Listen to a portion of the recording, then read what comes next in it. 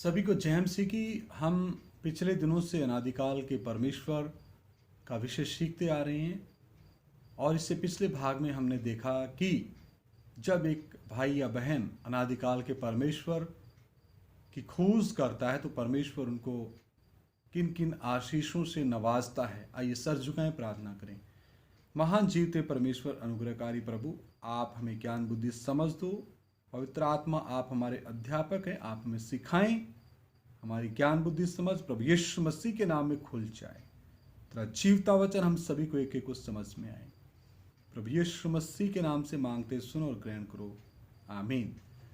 तो मेरे प्रिय भाइयों बहनों, आइए हम नीति वचन 3 अध्याय 6 से लेके आगे वचन हम पढ़ते हैं। 6 वचन और 8 वचन। नीति वचन 3 अध्याय 6 वचन। उसी को स्मरण करके सब काम करना, यानी अनादिकाल के परमेश्वर को ही स्मरण करके मनुष्य जाति अगर अपने हर एक काम को करती है तो परमेश्वर उनको आशीष देता है। आगे वचन कहता है, वरन संपूर्ण मन से यहोवा पर भरोसा रखना है। हमने अपने संपूर्ण मन से अनादिकाल के परमेश्वर के ऊपर हमारे जीवन में आने वाले प्रत्येक बात, प्रत्येक काम और प्रत्येक चिंता और प्रत्येक व्यवस्था और प्रत्येक घटनाओं के लिए हमने परमेश्वर के सामने क्या करना है? संपूर्ण मन से अनादिकाल के परमेश्वर के ऊपर भरोसा रखते हुए परमेश्वर से ही सही बुद्धि, दिशा, ज्ञान और मार्ग का पता लगाना है। पवित्र आत्मा से अगुवाई को हमने पाना है। 8 वचन, अगर ऐसा हम लोग करते हैं तो 8 वचन कहता है, ऐसा करने से तेरा शरीर भला चंगा और तेरी हड्डियां पुष्ट रहेंगी और अपनी भूमि की सारी पहली उपज दे देकर यहोवा की प्रतिष्ठा करना। तो वचन कहता है ऐसा करने से सभी का, उन तमाम सभी का जो ऐसा परमेश्वर का वचन मानते हैं, उन सभी का वचन कहता है शरीर भला चंगा रहेगा और एक एक हड्डी में जान रहेगी, एक एक हड्डी तरोताजा यानी कि हष्ट पुष्ट रहेगी। ऐसा परमेश्वर का वचन हमें भरोसा देता, तसल्ली देता है, वायदा देता है और प्रतिज्ञा देता है। हालेलुया।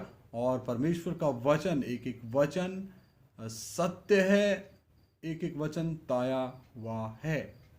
हम आंख बंद करके एक एक परमेश्वर के वचन के ऊपर भी विश्वास कर सकते हैं बिना किसी शक और सवाल के। हालेलुया। आगे हम पढ़ते हैं नीति वचन 3 अध्याय 19 वचन। नीति वचन 3 अध्याय 19 वचन में लिखा है, यहोवा परमेश्वर ने, अनादिकाल के परमेश्वर ने पृथ्वी की नींव बुद्धि ही से डाली और स्वर्ग को समझ ही के द्वारा स्थिर किया है। तो मेरे प्रिय भाइयों बहनों, यदि हमने अनादिकाल के परमेश्वर को जानना है और जान करके उसमें मजबूती के साथ आगे बढ़ना है, पवित्रताई में, अलगताई में, सिद्धताई में, और परमेश्वर की भली भांति सिद्ध इच्छा को अपने जीवन में अगर हमने पूरा करते जाना है, तो वचन कहता है बुद्धि ही से नींव डाली और स्वर्ग को समझ ही के द्वारा स्थिर किया। तो अगर हमारा आत्मिक जीवन भी स्थिर होना है, दृढ़ होना है मसीह यीशु में, तो हमें ईश्वरीय बुद्धि की आवश्यकता है और हमें ईश्वरीय समझ की आवश्यकता है, जो दिन प्रतिदिन पवित्र आत्मा द्वारा जब हम वचन प्रार्थना संगति करते हैं और परमेश्वर के वचन के ऊपर मनन करते हैं, तो पवित्र आत्मा हमें बुद्धि और समझ का दान देता है और इसमें हमें आगे बढ़ाता है। हालेलुया। भजन संहिता माफ करना, नीति वचन 5 का 21 वचन भी हम पढ़ते हैं, क्योंकि मनुष्य के मार्ग यहोवा की दृष्टि से छिपे नहीं हैं और वह उसके सब मार्गों पर ध्यान करता है। मेरे प्रिय भाइयों बहनों, एक एक भाई बहन, बच्चे, बुजुर्ग, नौजवान, बुजुर्ग माता, बुजुर्ग पिता, सभी के मार्ग यानी सभी के जीवन, उनका भूतकाल, उनका वर्तमान काल, उनका भविष्य काल परमेश्वर के सामने बिल्कुल स्पष्ट हैं, बिल्कुल नंगे पड़े हैं। परमेश्वर सर्वज्ञानी है, परमेश्वर सब कुछ जानता है और परमेश्वर हर एक मनुष्य के मार्गों के ऊपर क्या करता है? ध्यान करता है, जो जो हम इस पृथ्वी के ऊपर कर रहे हैं। हालेलुया। तो क्यों ना हम परमेश्वर के वचन के अनुसार करते हुए परमेश्वर को प्रसन्न आने वाला जीवन व्यतीत करते हुए आगे बढ़ें। और बहुत से लोगों के लिए हम आशीष का कारण बनने पाएं। और यही तो परमेश्वर चाहता है कि हमारा जीवन दूसरों के लिए आशीष का कारण बन जाए। हालेलुया। आइए हम एक दो वचन और पढ़ के प्रार्थना करेंगे। भजन संहिता माफ करना, नीति वचन 8 का 22-23। नीति वचन 8 का 22 और 23। The book of Proverbs chapter 8 verse 22 and 23। नीति वचन 8 अध्याय उसका 22 और 23। नीति वचन 8 अध्याय उसका 22 और 23। यहोवा ने मुझे काम करने के आरंभ में वरन अपने प्राचीन काल के कामों से भी पहले उत्पन्न किया। मैं सदा से वरन आदि ही से, पृथ्वी की सृष्टि से पहले ही से ठहराई गई हूँ। ये ईश्वरीय बुद्धि यानी परमेश्वरीय बुद्धि, परमेश्वर की बुद्धि के बारे में यहाँ पे बात की गई है, जिसको परमेश्वर ने प्राचीन काल के समयों से ही उत्पन्न किया है और सदा से वरन आदि ही से और इस पृथ्वी की सृष्टि से पहले ही से परमेश्वर ने इसको ठहराया है।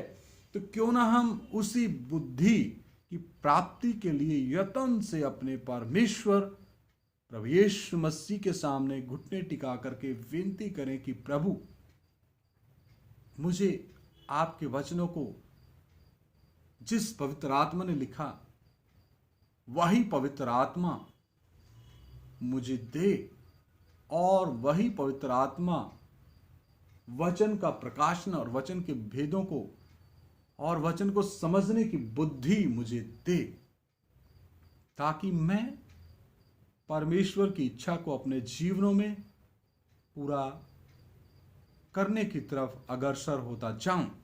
हालेलुया। तो नीति वचन 8 अध्याय 24-25 वचन भी हम पढ़ते हैं। जब ना तो गहरा सागर था, पृथ्वी की सृष्टि से पहले ही से ठहराई गई हूं। और जब ना तो गहरा सागर था और ना जल के सोते थे, तब ही से मैं उत्पन्न हुई, यानी कि बुद्धि, ईश्वरीय बुद्धि। जब पहाड़ और पहाड़ियां स्थिर ना की गई थी, तब ही से मैं उत्पन्न हुई। किसने किया उत्पन्न? परमेश्वर ने। किसको? ईश्वरीय बुद्धि को। तो मैं पढ़ रहा हूं ये वचन, नीति वचन 8 अध्याय का 24 से लेकर 31 तक। एक बार फिर मैं 24 से दोबारा पढ़ता हूं। जब ना तो गहरा सागर था और ना जल के सोते थे, तब ही से मैं उत्पन्न हुई। जब पहाड़ और पहाड़ियां स्थिर ना की गई थी, तब ही से मैं उत्पन्न हुई। जब यहोवा ने ना तो पृथ्वी और ना मैदान ना जगत की धूलि के परमाणु बनाए थे, इनसे पहले से मैं उत्पन्न हुई। ईश्वरीय बुद्धि, जब उसने यानी परमेश्वर ने, आदिकाल के परमेश्वर ने आकाश को स्थिर किया, तब मैं वहां थी। जब उसने गहरे सागर के ऊपर आकाश मंडल ठहराया, तो एक ही काम को कौन कर रहा है? अनादिकाल का परमेश्वर।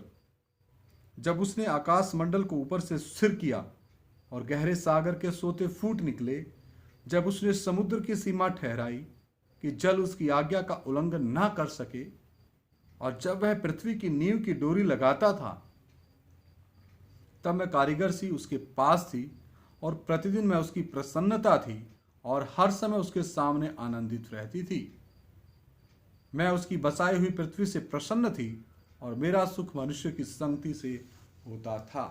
तो मेरे प्रिय भाइयों बहनों, वचन में लिखा, मैं कारीगर से उसके पास थी, यानी परमेश्वर के पास, और प्रतिदिन मैं उसकी प्रसन्नता थी। ईश्वरीय बुद्धि परमेश्वर की प्रसन्नता थी और हर समय उसके सामने आनंदित रहती थी। तो यदि हमें इस ईश्वरीय बुद्धि की प्राप्ति होती है, तो हम भी मसीही जीवन में हर समय जय के उत्सव में चलेंगे और हर समय आनंदित रहेंगे।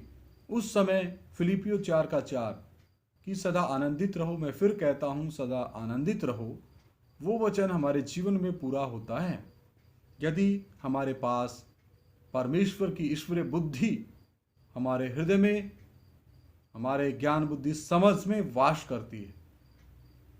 पवित्र आत्मा हमें चलाता है और हम उसकी मर्जी, यानी पिता परमेश्वर, त्रिएक परमेश्वर की मर्जी अपने जीवन में पूरी करते हैं, तो फिर प्रतिदिन हम भी मसीही जीवन में प्रसन्नता के साथ, आनंद के साथ, जय जयकार करते हुए, परमेश्वर के नाम को महिमा देते हुए आगे बढ़ेंगे। और अन्य जाति लोग हमारे इस उत्साह को देख करके, हमारे इस आनंद को देख करके, हमारे इस जयवंत जीवन को देख करके, हमारे अनादिकाल के परमेश्वर की महिमा करेंगे। हालेलुया। तो मेरे प्रिय भाइयों बहनों, कितनी बड़ी आशीष है परमेश्वर उन तमाम लोगों को देता है जितने अनादिकाल के परमेश्वर को हृदय की गहराई से खोजते हैं, सारे मन प्राण आत्मा के साथ खोजते हैं। आइए सर झुकाएं, प्रार्थना करें। महान जीवते परमेश्वर, अनुग्रहकारी प्रभु, मैं आपका धन्यवाद देता हूं प्रभु। थोड़ी देर तेरा जीवता वचन सीखने के लिए आपने कृपा दी और गहराई से आप हमें सिखाएं। एक एक की ज्ञान बुद्धि समझ आप खोल दें। जो भी भाई बहन, बच्चे, बुजुर्ग, नौजवान, बुजुर्ग माता, बुजुर्ग पिता इस वचन को सुने, पवित्र आत्मा आप उनसे बात करें, आप उनके हृदयों को कायल कर दें, ताकि वो अपना व्यक्तिगत रिश्ता प्रभु यीशु मसीह के द्वारा पिता परमेश्वर के साथ मजबूत कर ले। हम सब घटते जाएं, आप हमारे जीवन में बढ़ते जाएं। सर आदर महिमा जलाल तेरे नाम को देते हुए प्रार्थना हमारे उद्धार के कर्ता प्रभु यीशु मसीह के सामर्थ्य और पवित्र नाम से मांग लेते हैं। सुनो और ग्रहण करो, आमीन।